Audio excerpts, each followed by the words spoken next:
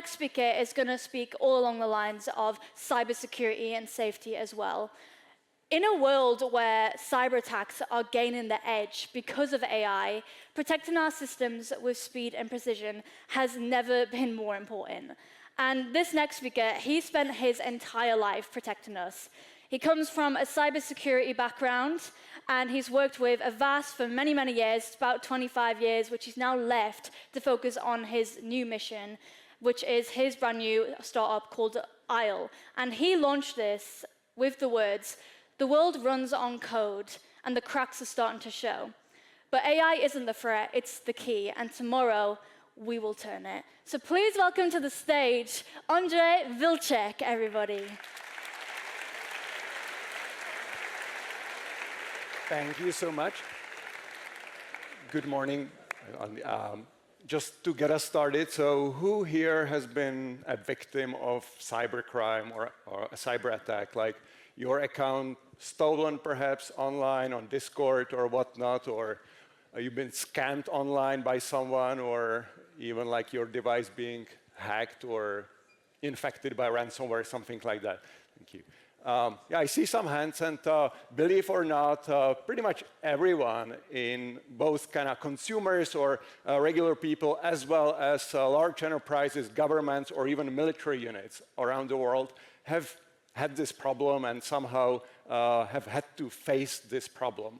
The FBI estimates that cybercrime has actually become larger in terms of damage than drug trafficking and human trafficking combined. And it's only getting worse. And so with all the innovation that is happening, I think we also need to realize that there is some dark side, there is some disadvantage and potential threats that come with it.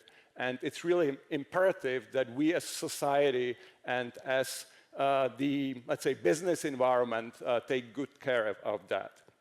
So fundamentally, everyone knows that cybersecurity is a problem, but one of the key reasons why it is, or it has been, such a big problem is that the software foundations that our world runs on, and all the hardware that we operate, all the systems that we operate, run on, is fundamentally broken. It has this thing called technical debt, that is the mistakes, the bugs, the vulnerabilities that have been here for a long time, since the beginning perhaps, but are only getting worse because the complexity of those systems is rising. We've got more and more being piled on top of each other, and all these layers of technology as they are being created. And these open basically doors for the bad guys to hack in and to do their damage. So the reality is that over 2/3 of all successful cyber attacks today are due to a vulnerability or a bug in software that could have been prevented because it was already known by the time the attack was conducted, but was never fixed. Think about this, 2/3 of all the attacks because of a bug that's already known, but has never been addressed. And that is even getting worse because the number of known bugs and those kind of discoveries are increasing every year. I would say that the software, I mean, if you think about software, it's not just the programming languages that you know. Basically, every device, everything runs on software. So from your mobile phone, from the backend servers in the data center, to all the embedded devices like we saw Adam here. I would say Adam is very cute. Adam can exercise. Adam can somehow dance or do some fun stuff. Maybe he can do dishes or even like serve you a coffee eventually. But the problem is that if we don't prevent Adam from being hacked or from the vulnerabilities that are potentially running in the firmware of Adam, Adam can also run away. Adam can do some real damage. Maybe Adam can kill. And I think it's really, really important that we prevent those situations from happening. So that's one of the reasons why we started a new project about a year ago, which really is trying to address this vulnerability problem head on. And of course, since we live in the age of AI, we use AI as the fundamental technology that helps us do that. So the new company that we started last December called Isle, really what we are all about is building an AI system that can autonomously find and fix those vulnerabilities in a record time. So today, about 45 days, it takes on average to fix a vulnerability. In our version of the world, in the future, this will be reduced to perhaps hours, minutes, or even seconds, because it will all be done autonomously. And that's what we are all about. Now, I want to talk to you a little bit about how we are going about the building of this company, because building a new venture, I think, is also quite an interesting thing, and we have learned a lot of things already along the way. So first thing, obviously super important, is the founding team. So in our case, we are 3 founders. Besides myself, we've got Jaya, who was my CISO, that is head of IT security at Avast, but she has a really high level of experience from other large companies such as KPN, which is the Dutch incumbent Dutch telecom, as well as some other large publicly listed companies. The other co-founder that I have is a person called Stan, or Stanislav Ford, who is actually of Czech origin. He was born in a little village in southern Bohemia, but spent the last 12 or 13 years outside of the Czech Republic, because he first started studying at Cambridge, then did his PhD in AI in Stanford, but most importantly, worked at some of the largest and most important AI companies in the world, including Google Brain, Google DeepMind, and Anthropic, where he was lucky enough to actually join the team very early. So Stan was like employee number 14 or 15 at Anthropic, helping to build version 1 of Claude, which is the foundational model coming from Anthropic. And that, I think, a large span and talent that we have, talent density that we have on the founding team, is a really, really important thing that will allow us to solve some of these challenging problems. The other thing I want to talk about is how we are going about building the team here, because obviously with 3 founders, there is the vision, there is the drive, there is the energy that comes into the venture, but we need many more people to actually solve this problem. So the initial assumption was that we would basically concentrate our R&D, research and development efforts in the Czech Republic, which is still pretty much true because we have the center of gravity here in Prague. But we kind of found out that actually the network and the snowball effect that we have from, we brought our first founding team of researchers and AI scientists, and they brought their friends who came initially from Poland, then the Netherlands, eventually from the UK and the US, and it's kind of accumulating. It's really fantastic to see this diverse cosmopolitan group of people solving this problem together. For the actual go-to-market, or the, let's say, sales and marketing team, we are building that primarily in the US, because that's where the largest companies are headquartered, and that's where decisions are being made about where security is going. But then, very interestingly, we also found, and we didn't plan this in the beginning, that there is a real high density of cyber talent in Israel. Of course, like, it's not a well-known secret. It's a well-known secret that Israel has become somewhat a powerhouse with less than 10 million inhabitants. The amount of cyber companies that come out of Israel, both large and small, is unprecedented. And we are also lucky to get our hand on some of the most talented people in Israel, actually with background in the IDF, Israel Defense Forces, and Unit 8200, which is the cyber unit of the Israel Defense Forces. So it's fantastic, and I think it will go a long way. We are really trying to build our presence in Israel as well. Obviously, we try to kind of go after the top talent. So besides the academic credentials, also like the background from the companies that these people come from was super important. At the same time, we are also looking for people who perhaps don't have the degrees from those super universities or have background from top leading companies. So, by the way, we are hiring all the time. We are looking for talent. And so if you feel like this is something that resonates with you and this cause is something that you would like to contribute to, please talk to us. We have a bunch of openings on the website. Very importantly, if you build a company, you need to have a really strong strategy, how you tackle the market, how you somehow take the business off the ground, how do you build a product that is market leading, et cetera, et cetera. At the same time, what's probably not very many people realize, but is equally important, if not important, is to have a healthy culture inside the company that somehow makes sure that everyone can contribute, can bring their best, and can somehow, feel valued inside that venture. And so that's why from the beginning we have been trying to really take good care of that. We've kind of come up with a whole value system inside the company, and I would like to say that everyone really, I feel like, is living by those. We are building this as an AI company, AI-first company. That is, for us, what it means is that we want to leverage, we want to be ashamed for using AI, quite the opposite.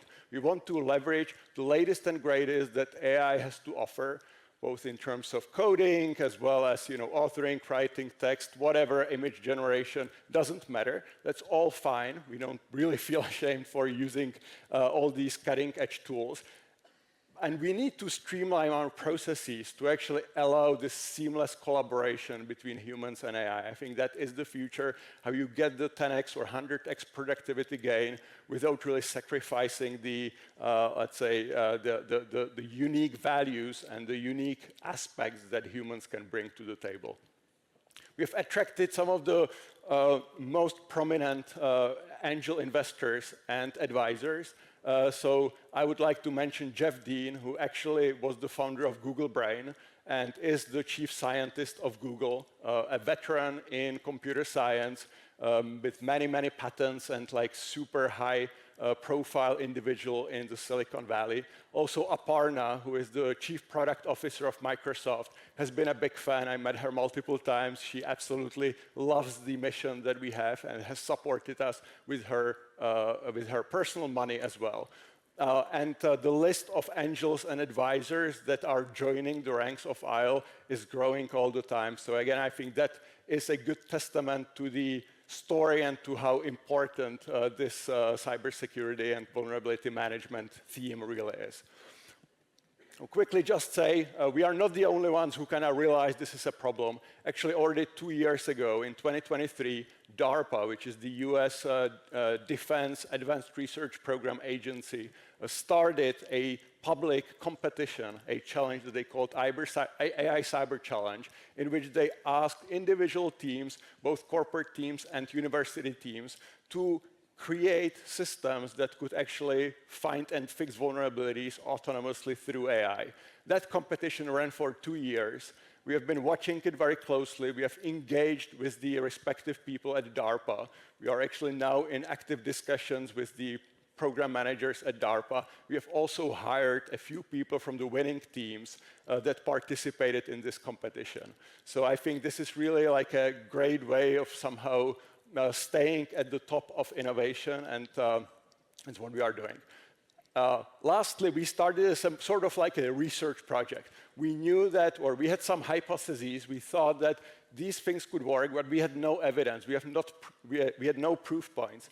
And so for about 6 months, maybe 8 months, we were executing with this kind of blind belief that what we are doing actually makes sense and will work, but we had no real substantive reason to actually believe it. And so the breakthrough came in August, where actually the engine started producing some real results. And since then, we have been on fire in terms of finding new vulnerabilities, including some high-profile critical infrastructure components such as OpenSSL, which is the most important compression or encryption library in existence, and other open source, specifically repositories that have been impacted by vulnerabilities as well, and thanks to the ISLE system have been now hardened, and those bugs have been fixed.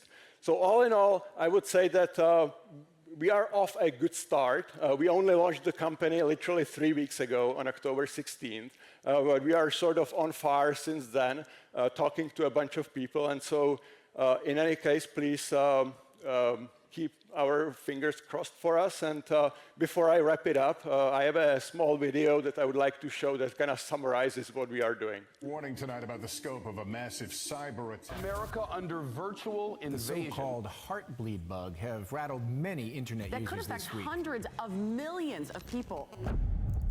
The numbers don't lie. Last year, we saw more than 40,000 new vulnerabilities discovered. We're probably talking millions and millions of those that are still to be discovered. It's very likely that this is just the tip of the iceberg. The critical physical infrastructure of the world could be way worse.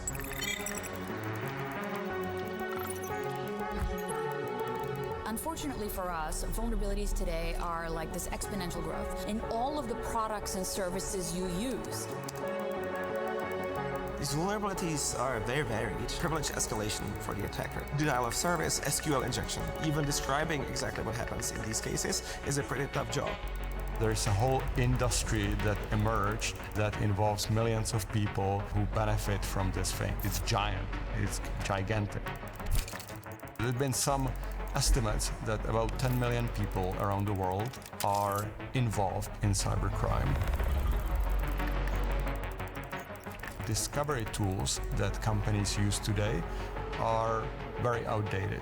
More than 90% of their output is false positives. CVSS, EPSS, SSVC. So with all of those different scoring systems, trying to make sense about which thing do I do first becomes very, very difficult.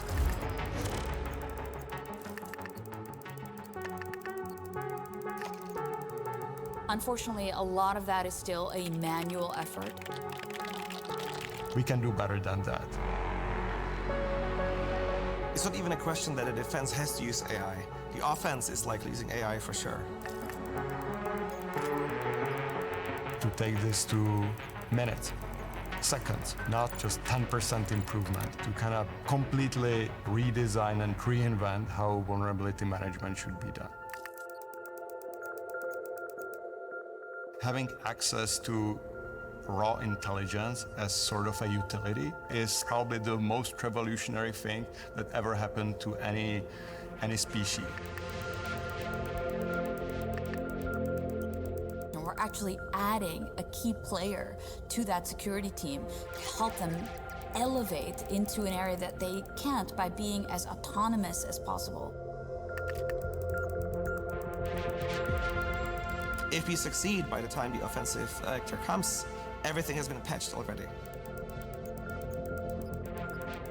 It also means that we have no backlog, so no old vulnerabilities, the ability to keep pace with new ones very, very quickly. So zero is this magical concept, it's a very special concept, very unnatural to humans until recently. When it comes to vulnerabilities, the dream, the holy grail, would be zero. It's our duty, given the exponential trajectory we're seeing, to defend our civilizational infrastructure. The moment has come where the AI tooling at our disposal is capable of actually making a meaningful difference. And I think, it has to be done. And we'll do it. Yeah.